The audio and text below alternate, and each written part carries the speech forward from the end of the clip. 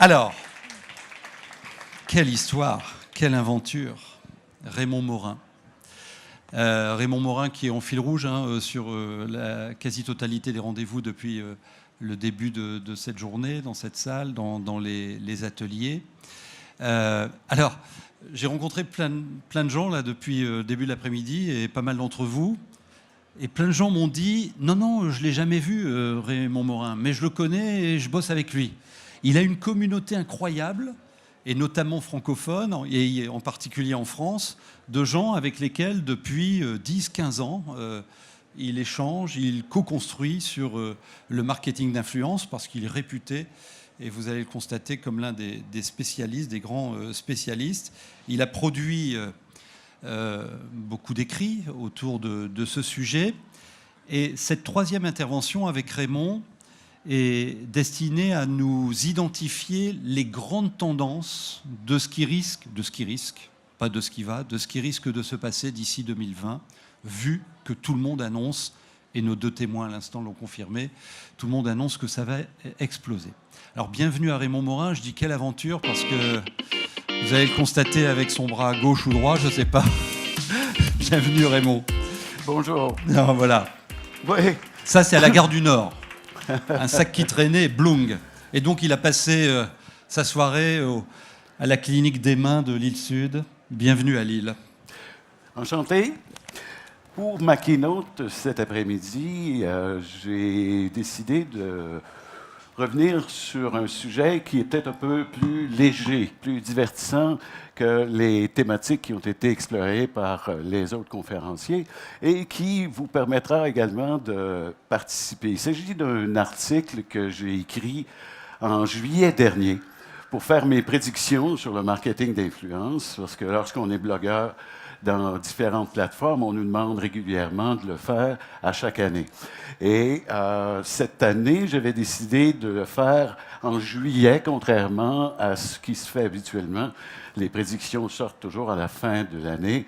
Et d'y revenir dans 6 ou 7 mois pour vérifier si elles se sont confirmées ou si elles tendent à se confirmer et de quelle façon ça risque ou non de changer. Est-ce que ma présentation est prête? Oui. J'ai donc regroupé les différentes tendances, les 20 tendances, en 5 grands blocs qui expliquent effectivement, je pense, les grands changements qui sont survenus et sur lesquels on peut se baser pour faire des prédictions pour les prochaines années. Il y a d'abord une grande tendance que l'on remarque chez à peu près toutes les entreprises, c'est que le marketing d'influence est directement relié à la qualité des contenus qui vont être publiés. Le marketing de contenu et le marketing d'influence sont devenus finalement le yin et le yang du marketing numérique. C'était ma première tendance dans l'article. Les entreprises pensent d'abord et davantage comme des diffuseurs et des éditeurs sur le web et les réseaux sociaux. On l'a dit souvent ce matin, dès que l'on est ou qu'on ouvre un compte sur Twitter, sur Facebook, ou qu'on est présent sur les réseaux sociaux, on devient en quelque sorte un éditeur. Et il faut penser à sa programmation comme un magazine ou comme une émission de télévision à toute fin pratique. C'était ma 7e tendance dans l'article. Évidemment, il y a énormément de nouvelles plateformes qui ont vu le jour au cours des dernières années, ce qui a transformé aussi le marketing de contenu. Et aujourd'hui, les contenus enrichis deviennent la principale source d'information des plus jeunes générations, la 8e tendance. On parle ici de podcasts, on parle de vidéos, on parle de photos. Et c'est devenu une tendance qui se confirme et de plus en plus, on va le constater au fil des années. Les technologies de production visuelle ont permis effectivement également d'améliorer et d'agir comme levier pour la tendance des contenus visuels parce qu'elle permet de placer l'utilisateur consommateur au centre de l'expérience. Et on l'a souligné tantôt avec Émeraude, qui parlait de monter une expérience unique. La montée du travail à la demande favorisera l'adoption des systèmes de chaîne de blocs. Celle-là, elle ne devait pas se trouver sur la première diapo. On y reviendra un peu plus loin. Je vous expliquerai davantage ce que je pense à ce niveau-là. C'est ici le point de mire. J'ai commencé le premier panel ce matin en expliquant que ce que je crois le grand changement qui est survenu au cours des dernières années, je crois, est au niveau de la relation client. Le client, le consommateur, doit se trouver au centre des préoccupations de toute stratégie de marketing numérique. Aujourd'hui, les contenus doivent être axés sur les besoins des consommateurs et le vendeur sur le plancher devient en quelque sorte un guide dans le parcours client. Le parcours client a changé énormément. Il y a beaucoup de différentes plateformes sur lesquelles le consommateur va se renseigner tout au long de son parcours. Et c'est à ce niveau qu'on doit trouver la façon de répondre à chacun des points d'impact dans le parcours du client avec des contenus qui sont pertinents, qui répondent à ses attentes et qui sont de qualité. Les stratégies de marketing, donc, vont se diriger et s'aligner sur les différentes étapes du parcours. Ici, c'est Brian Solis qui a préparé ce graphique, ce visuel, pour expliquer un peu justement comment le parcours client nécessite d'être au centre des préoccupations des marketeurs.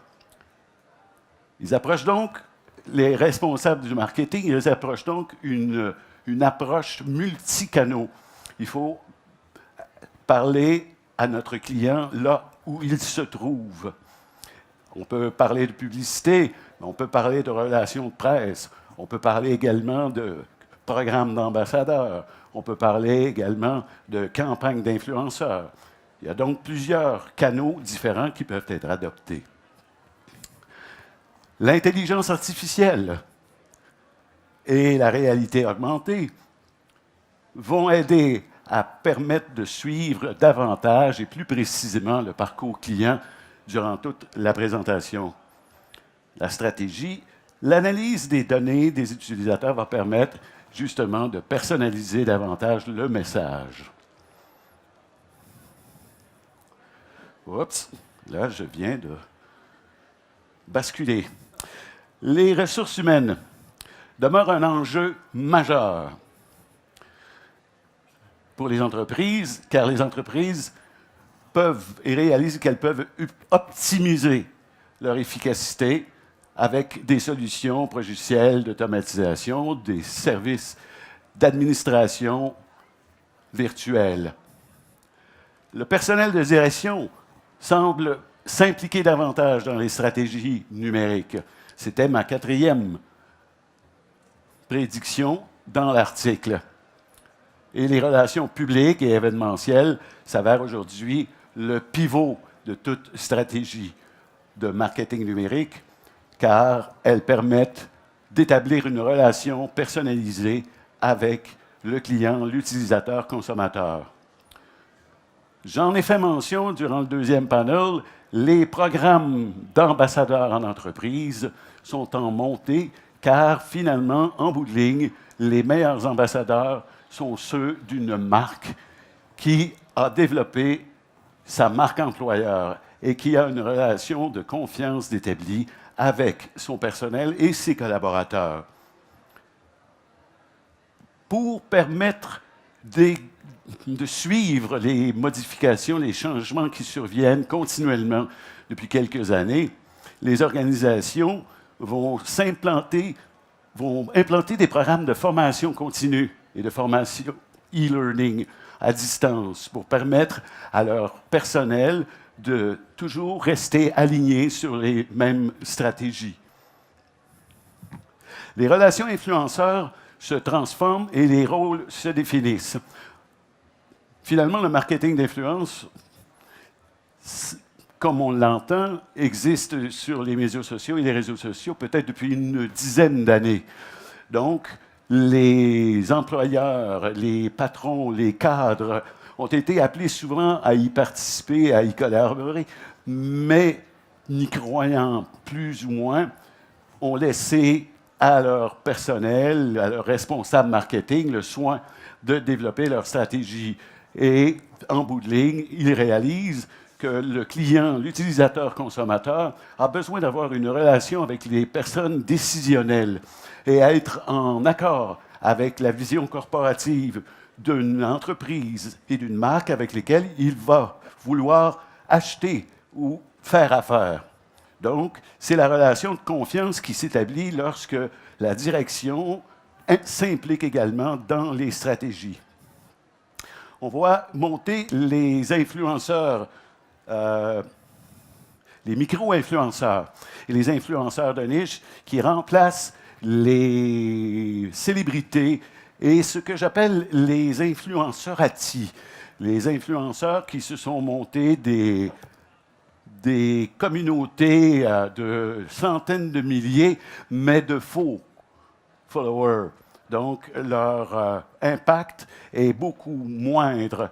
Et durant les prochaines années, on va le constater, les influenceurs de niche et les micro-influenceurs vont prendre définitivement la place. Dans ce sens, les organisations se fient davantage aux influenceurs, les leaders d'opinion, pour la création et la co-création de contenu. On en a fait mention aussi dans les panels précédents. Il y a beaucoup d'avantages à considérer cette possibilité car ils vont pouvoir non seulement être mieux orientés vers le public car ils sont influenceurs de cette communauté, mais également aider l'entreprise et la marque à améliorer la qualité de ses services et la qualité de ses produits. Et finalement, c'est là où on en arrive avec ma prédiction du début, la montée de l'entrepreneuriat indépendant, d'une part, va changer énormément la relation avec les influenceurs, dans le sens où le travail des influenceurs et des marques vont s'établir dans une relation davantage basée sur la qualité et la confiance que le fait qu'un influenceur ait une grosse communauté. Et ces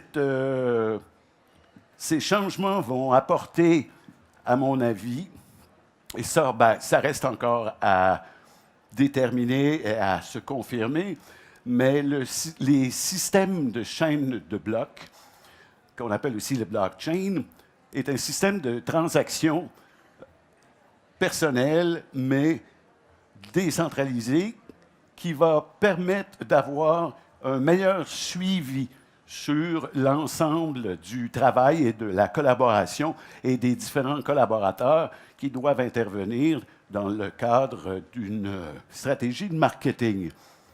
Et tout ça va nous mener à ce que l'on appelle aujourd'hui la nouvelle économie sociale et solidaire, qui va permettre éventuellement de créer de nouvelles communautés d'influenceurs qui se retrouvent sur différents centres d'intérêt.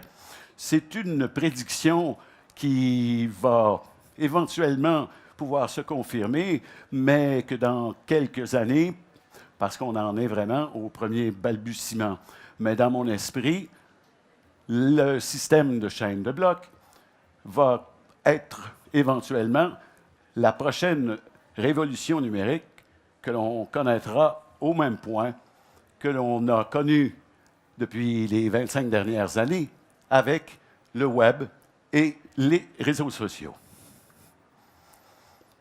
Donc, si on récapitule, le marketing de contenu et les relations influenceurs convergent vers ce que j'appelle le marketing de confluence. Confluence pour contenu et influence. Et le terme confluence définit une fusion. Aujourd'hui, il n'y a pas d'influence sans contenu de qualité et des contenus de qualité vont aider à développer une stratégie de marketing d'influence plus complète. L'expérience client se trouve définitivement au centre des préoccupations des entrepreneurs. Sans contenu de qualité, l'entreprise, la marque ne réussit pas à se démarquer et parce que son message officiel ne passe plus au sein de la population qui a perdu totale confiance dans les messages des entreprises et des institutions, le marketing numérique, le marketing d'influence, le marketing de contenu vont se trouver définitivement au centre de l'expérience client. De la même façon que les dirigeants s'impliquent davantage dans les stratégies de marketing numérique, on voit également que les ressources humaines pour relier les ambassadeurs en entreprise doivent s'aligner également sur les stratégies de marketing numérique, de marketing de contenu et d'influence, comme avec les départements des ventes. Ce sont les équipes complètes qui doivent être impliquées aujourd'hui dans des stratégies de marketing numérique. Et finalement, les relations avec les influenceurs se transforment et se redéfinissent. On l'a dit et redit depuis, depuis ce matin, c'est basé sur des relations de confiance et d'authenticité. Sans ces deux points, le marketing d'influence devient finalement une campagne de recommandation, une campagne de publicité, de porte-parole. Alors, je vous invite, et je suis content que Florent l'ait mentionné dans sa présentation juste avant, je vous invite donc à vous inscrire sur mon centre de formation et de services professionnels en ligne, Aristote, avec le code promo CEOD 2018 et obtenez 1 heure de consultation gratuite. Merci beaucoup. Tiens, on est quelques-uns à pouvoir vous influencer sur ce sujet. Oui. Qu'est-ce que vous nous donnez? Pardon? Non, qu'est-ce que vous nous donnez en échange? Moi, je peux influencer là pour vous trouver des clients pour l'heure de consultation gratuite. Oui. Alors, vous allez assez loin quand même, parce que vous dites votre stratégie de marketing d'influence sera pleinement efficace, rentable, opérationnelle que si vous concernez toutes les strates de l'entreprise. Vous allez jusqu'à dire, faites votre évolution dans votre organisation opérationnelle. Absolument. Allez toucher les RH, allez toucher la relation client, autrement, ça ne le fera pas. Absolument. Ça peut faire peur. C'est dans ce sens-là que le client veut se faire parler. Les consommateurs aujourd'hui veulent avoir une relation d'authenticité et, comme je le mentionnais un peu plus tôt, être en mesure de pouvoir parler à la personne responsable qui va être en mesure de lui donner satisfaction et de répondre à sa question. Dans ce sens, les relations avec les services à la clientèle sont aussi importants que la relation avec le dirigeant. Oui, d'accord. Donc là, on pouvait dire, allez, c'est une action one-shot comme ça et on va voir ce que ça donne. Non. Je crois qu'il faut aller plus loin pour confluence. Oui. Il faut aller plus loin. Je crois qu'il faut aller plus loin pour avoir les résultats maximum. Mm-hmm.